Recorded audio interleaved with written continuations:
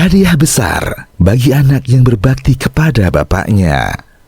Dari Ma'mar, dari Ibnu Tawus, dari bapaknya, dia berkata, di zaman dulu, hiduplah seorang dari Bani Israel dengan 4 orang anaknya.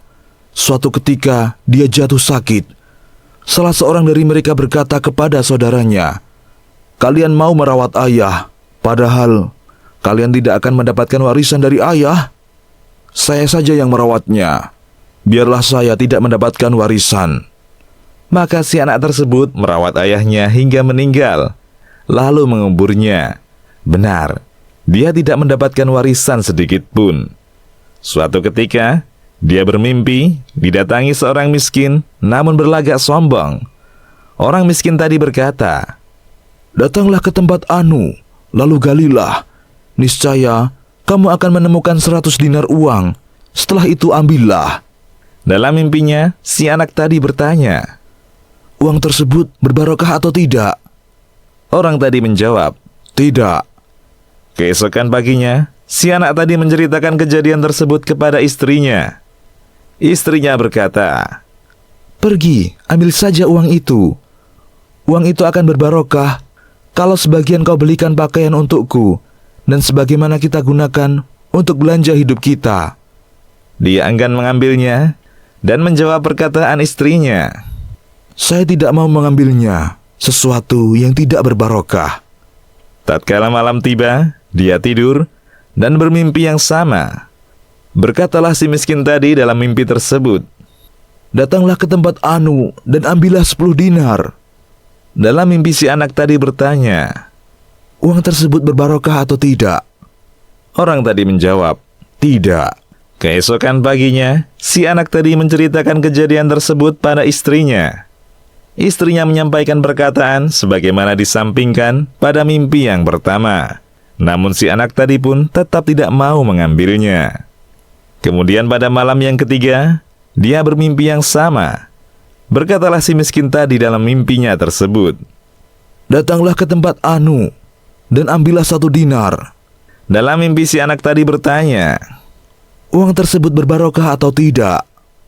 Orang tadi menjawab, ya, berbarokah. Si anak tadi berkata, kalau begitu saya mau mengambilnya. Keesokan paginya, si anak pergi ke tempat yang ditunjukkan dalam mimpi. Benar, dia menemukan uang dinar itu di sana, lalu diambil. Sepulang dari mengambil uang, dia bertemu dengan seorang pencari ikan yang membawa 2 ekor ikan. Si anak menawar, berapa harganya? Dia menjawab, 1 dinar. Akhirnya, si anak membeli 2 ekor ikan tersebut dan membawanya pulang. Sampai di rumah, ikan tersebut dibersihkan oleh istrinya.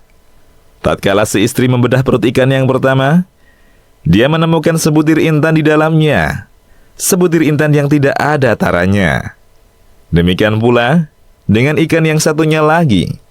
Di dalam perutnya, ternyata juga terdapat intan yang sama seperti pada ikan yang pertama. Anak tadi berkata, intan ini dicari-cari oleh para raja. Mereka akan mencari dimanapun berada dan berani membayarnya berapapun harganya. Karena intan seperti ini memang tak ada duanya di dunia ini.